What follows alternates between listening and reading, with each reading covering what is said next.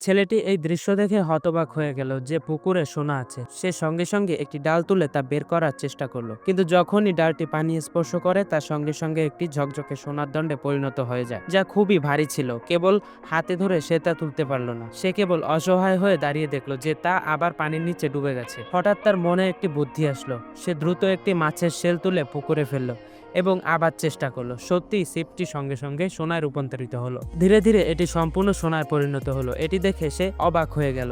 সে তাড়াতাড়ি এটি তুলে পরীক্ষা করলো এবং তার চোখে লোভ এবং উত্তেজনা ঝলমল করতে লাগলো। তার মনে লোভের এক প্রবল চিন্তা উদ্ভূত হলো, কিন্তু সে জানতো না যে অন্য পাশে তার সঙ্গী ইতোমধ্যেই সোনায় ঘেরা। মনে হচ্ছিল ভ্যালির ফাটল থেকে সোনার ধারা বয়ে আসছে।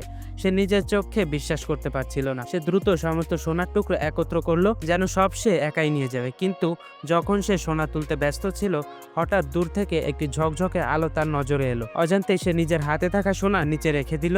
ঠিক তখনই সামনে একটি কঙ্কাল দাঁড়িয়ে গেল। সে চমকে উঠল, কিন্তু তার লোভ ভয় থেকেও বেশি শক্তিশালী ছিল।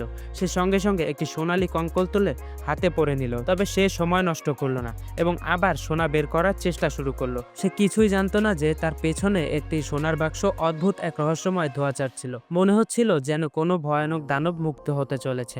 এরপর ছেলেটির সাথে কি হবে জানতে হলে ভিডিওতে লাইক করে চ্যানেলটি সাবস্ক্রাইব করুন।